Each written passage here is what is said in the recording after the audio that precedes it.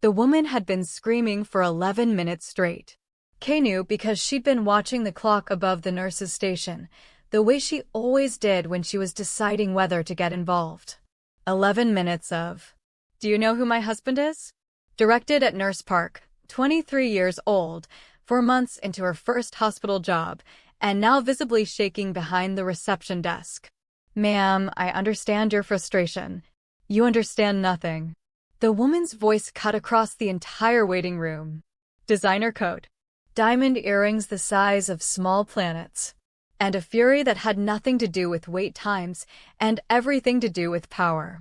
"I have been sitting here for 40 minutes. Do you have any idea what my husband's foundation donated to this hospital last year?" Kay set down her chart and walked forward, slowly, the way her mother had taught her. Never rush toward conflict. Let them see you coming. "Mrs. Choi." Kay's voice was quiet. That was the first thing people never expected. They always anticipated a fight. Kay never gave them one.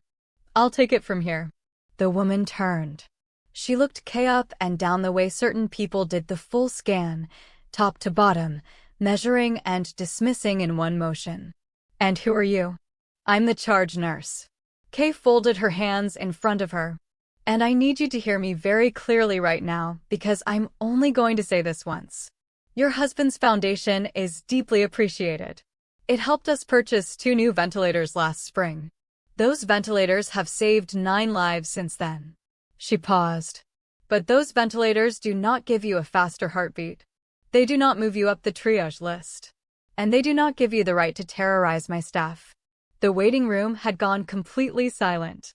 Mrs. Choi's face flushed a deep red. "I want to speak to your supervisor. My supervisor is in the middle of a trauma.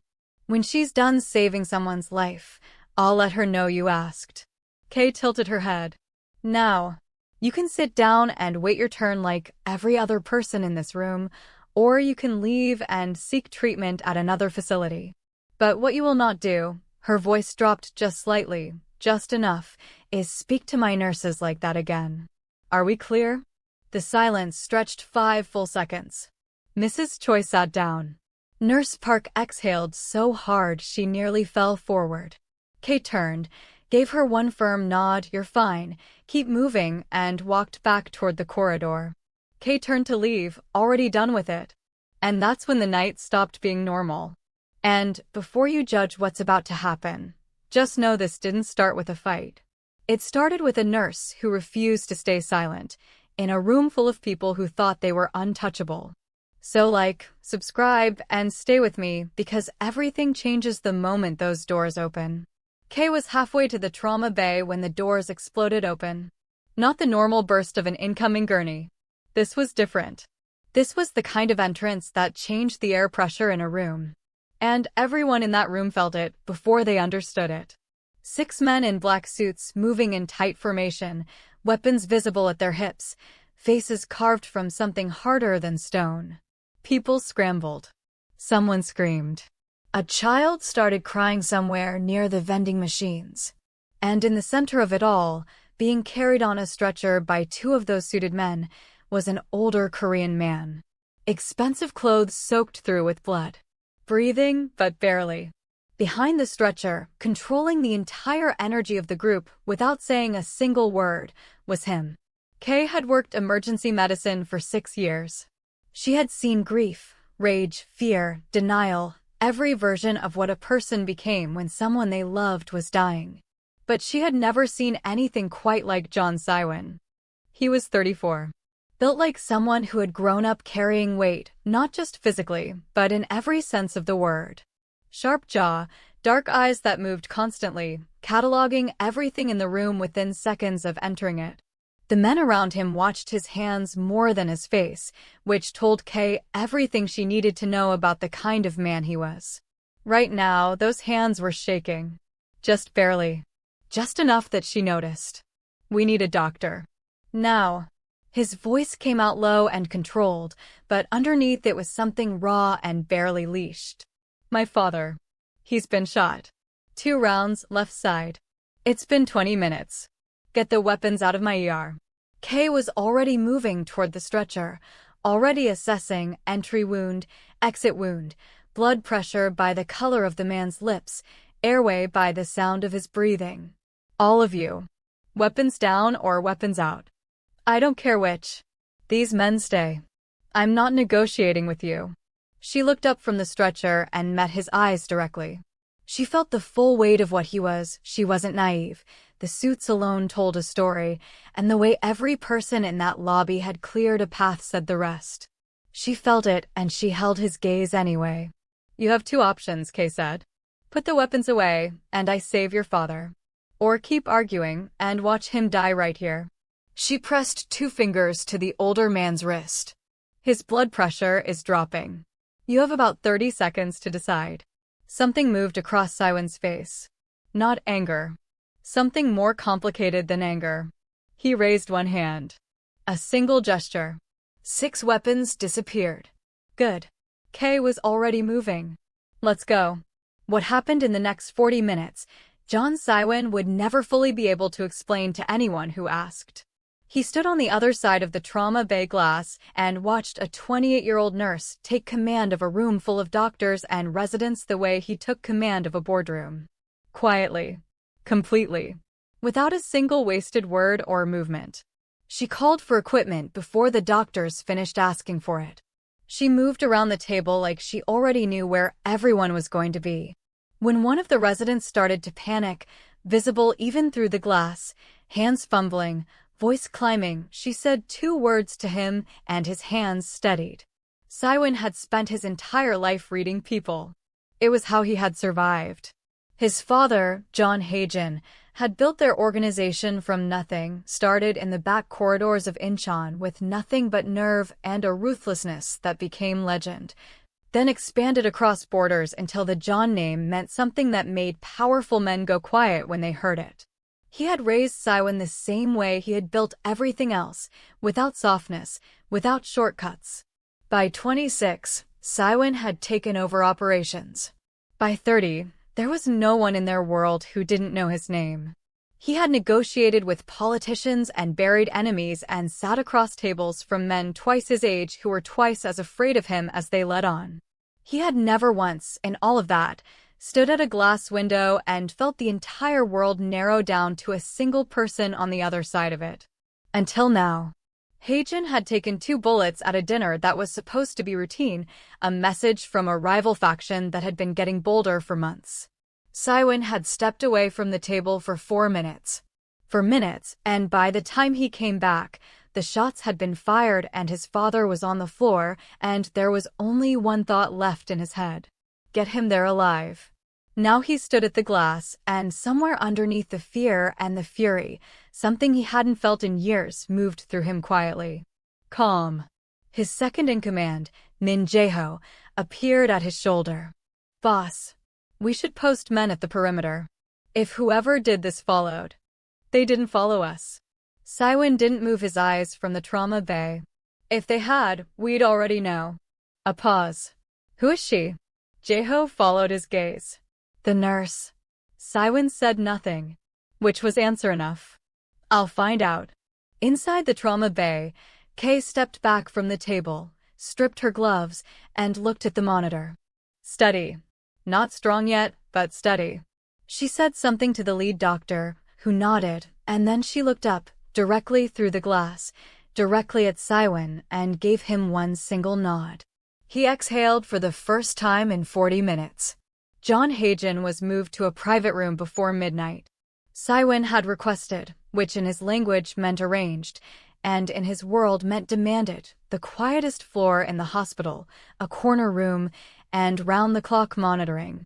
The hospital administrator had agreed to all 3 in under 4 minutes, which was either a testament to Siwon's persuasion or the 2 men standing behind him while he made the request. Probably both.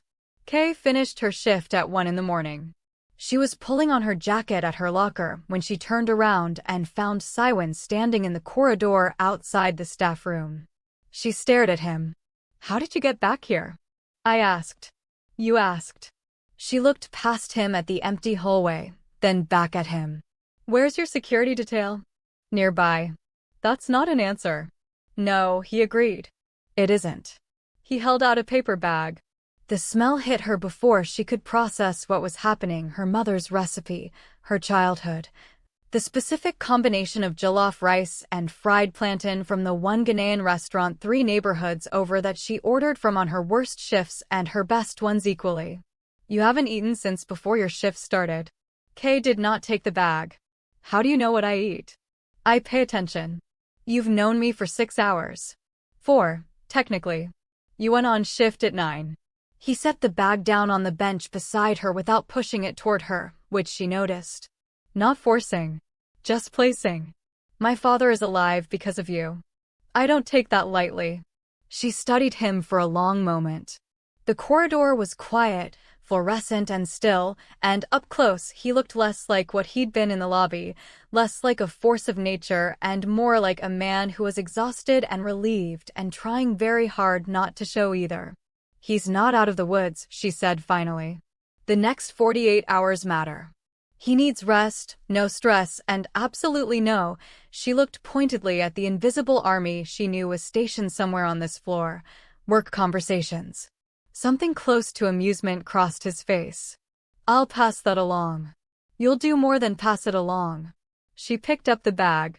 The smell was incredible, and she was absolutely starving, and she refused to give him the satisfaction of showing it. Good night, Mr. John. Siwon. She was already walking. She didn't look back. Good night. Behind her, she heard nothing. No footsteps, no response. Just silence, which somehow felt louder than anything he could have said. Day 3, he was back. Kay came out of a consult at 7 in the evening to find a tray sitting at the nurse's station with a handwritten note beneath it. The tray held coffee, not the hospital's, real coffee, from the place 4 blocks away that had a 40-minute wait on weekends, and a small container of the kind of fruit she had mentioned offhandedly to Nurse Park 2 days ago, not even in a real conversation. Just a passing comment about how she never had time to eat properly. The note said, "The cafeteria is an insult to everything you do." Nurse Park was staring at the tray with enormous eyes. Kay. Who is? Don't. Kay picked up the coffee. It was exactly how she took it. Not a word. She drank it anyway. Day 5. She was crossing the lobby at 3 in the morning after covering a colleague's emergency shift when the black car parked at the curb caught her attention. Not because it was unusual. The John security detail had become a familiar fixture on the floor, but because the back window was down and Siwon was sitting inside, jacket off, sleeves rolled up, looking at his phone with the particular exhaustion of a man who had not slept properly in days. She walked to the car and knocked on the roof. He looked up. Why are you still here? She asked. Visiting hours ended 6 hours ago. I'm not visiting. I'm working. From a parked car outside a hospital at 3 in the morning. It's a good location. Quiet. Kay looked at him for a long moment.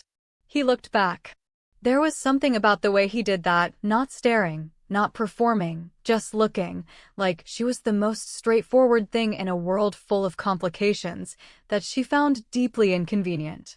Your father needs to see you calm, she said. He can't do that if you look like you haven't slept since he was admitted. I sleep. When? He said nothing. Go home, Siwon. She said his name before she realized she was doing it, and they both noticed. Sleep in an actual bed. Your father will still be here in the morning. He was quiet for a moment. Then, very quietly, will you? She held his gaze. Didn't flinch from it, didn't soften toward it. Just held it. Good night, she said, and walked to her car. She sat in the driver's seat for a full minute before she started the engine. Day 7, he walked into the hospital at noon with 2 of his men and asked the front desk for a tutorial on monitoring post-operative vitals at home. The front desk called Kay. Kay came down, looked at him standing there in a charcoal suit looking entirely too composed for a man who was asking a question any second-year medical student could answer, and said, "Follow me." She took him to a consultation room, sat him down, pulled up the monitoring equipment, explained everything he had asked about with complete professionalism for exactly 18 minutes while he sat across the small table and watched her with that steady, unhurried attention that she had stopped trying to ignore 3 days ago. When she finished, she folded her hands on the table.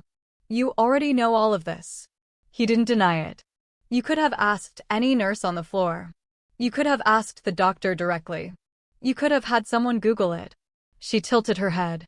Siwon, your men are parked in the ambulance bay again.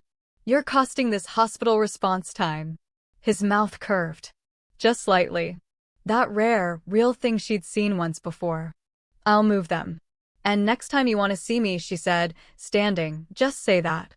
He stood too, and for a moment they were very close in the small room, and the air between them had a different quality to it than anything she'd experienced in a very long time. He was taller than she remembered from every other time she'd been near him, or maybe she was just noticing it now. Next time I want to see you, he said, low and careful, I'll just say that. She walked to the door. Put her hand on the frame. Good. She glanced back once. Move the cars, Siwon. He smiled. She left before it could do anything to her. It started with gratitude. Then it became a habit. And before Kay realized it, it had become something else entirely. She heard Seola before she saw her. Kay was coming out of the supply corridor on the 4th floor, alone, chart in hand, when she heard heels clicking toward her from the far end of the hall with the particular rhythm of someone who wanted to be heard coming. She looked up. The woman was beautiful in the way that certain women weaponized beauty, every detail calculated, nothing accidental. Late 20s, Korean, in clothes that cost more than Kay's monthly rent, with eyes that had already completed the same head-to-toe assessment Mrs. Choi had attempted in the lobby 2 weeks ago. Except this one didn't look dismissive. She looked threatened, which was more dangerous. Because threatened people don't walk away. They escalate. You're the nurse, the woman said. Not a question. I'm a nurse, Kay said. There are several of us. It's a hospital. Don't. Seola stopped 4 feet away. Don't do that. You know exactly who I am. Kay didn't, actually, but she was beginning to piece it together quickly. Yoon Seola. The woman said her own name like it should mean something. Maybe in certain rooms it did. Siwon and I were engaged for 2 years. I know him in ways you haven't begun to imagine. And whatever you think is happening between you and him, she stepped closer, voice dropping to something sharp and intimate, you're a distraction. A novelty. He collects interesting things and then he puts them down. You're not his world. You're not even close to his world. You're a girl who saved his father and now he feels obligated. Kay was quiet through all of it. She let the woman finish completely. Then she said, are you done? Seola blinked. Because I have patience. Kay moved a step past her. Seola's hand came up fast. Kay's wrist was faster. She caught it midair, fingers wrapping around Seola's wrist with the calm, precise grip of someone who had been trained in exactly how much pressure was required and exactly where to apply it. The hallway went silent. Again. Seola's breath caught. Kay leaned in, close enough that her voice wouldn't carry past the two of them. I save lives for a living, she said quietly. I know exactly where the human body hurts the most. I know every pressure point, every nerve cluster, every place where the pain is the kind that doesn't leave a mark. She held the woman's gaze without blinking. Don't test me. She released the wrist. Stepped back. Straightened her scrubs. Seola was pale. Have a good afternoon, Kay said, and turned. Siwon was standing at the end of the hallway. She didn't know how long he had been there. Long enough. His face was completely still, which she had learned meant he was feeling something he wasn't ready to show. He looked at Seola once, just once, the way you look at something you are finished with, and Seola seemed to understand the full sentence in that single glance. She left without another word, heels clicking faster now, the rhythm different on the way out. Kay walked toward Siwon. He watched her come. You didn't step in, she said when she reached him. You didn't need me to. She searched his face.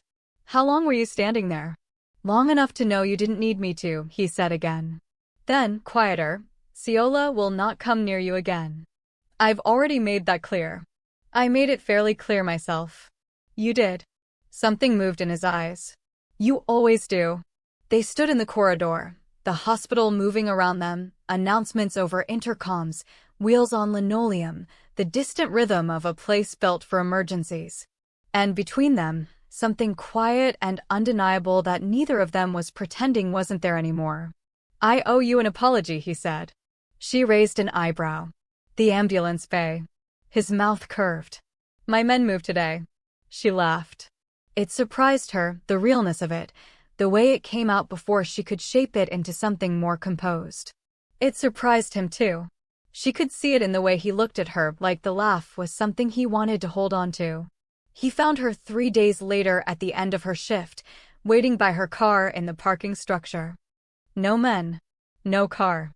Just him, in a dark coat, hands in his pockets, looking in the early evening light like someone who had made a decision and arrived at the piece of it. I don't have an excuse this time, he said. I know. She stopped in front of him. I want to take you to dinner. He said it plainly, without performance, without the careful architecture he used in every other part of his life. A real dinner. Not tea I pretended was for you, not takeout at 3 in the morning, not a tutorial on equipment you know I don't need. His eyes were steady on hers. You're the first person in years who makes me want to stop. I don't know what to do with that. But I know I don't want to waste it on excuses. Kate looked at him for a long moment. She thought about what Ciola had said, a novelty, a distraction, not his world. She thought about her mother, who had loved a complicated man and built something real anyway.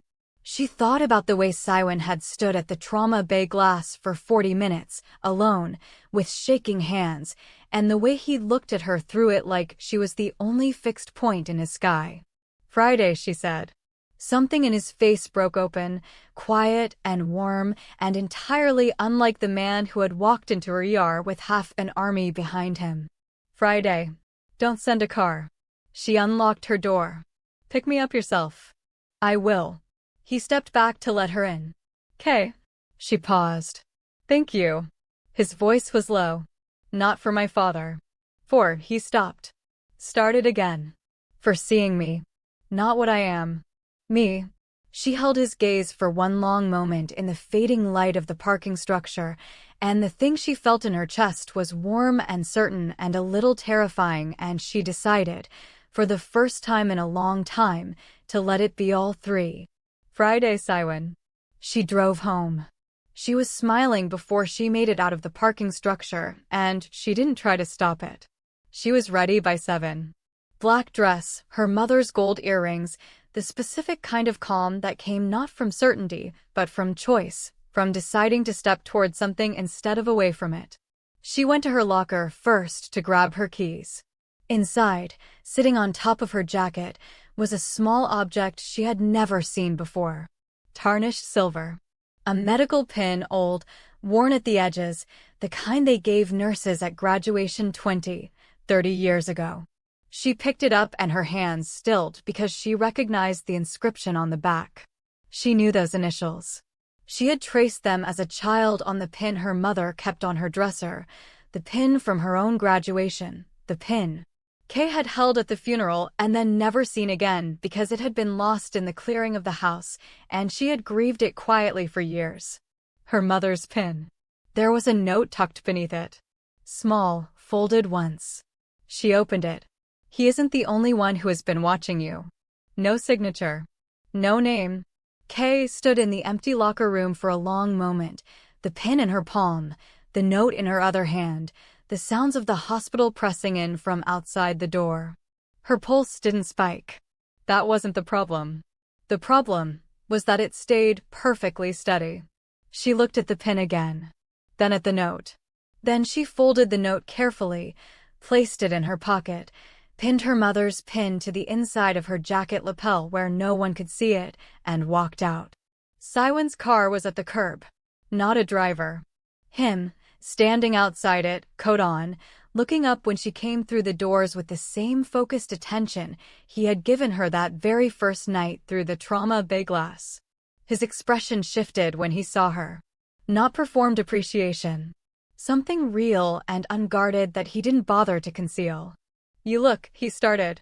I know, she said, and he laughed, quiet and genuine, and opened the car door for her.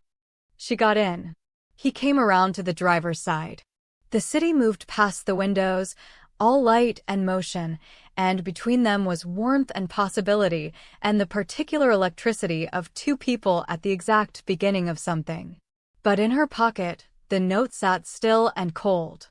And somewhere in the city that moved past her window, someone who was not John Siwon knew her name, knew her mother, and had been watching long enough to know exactly what would make her afraid.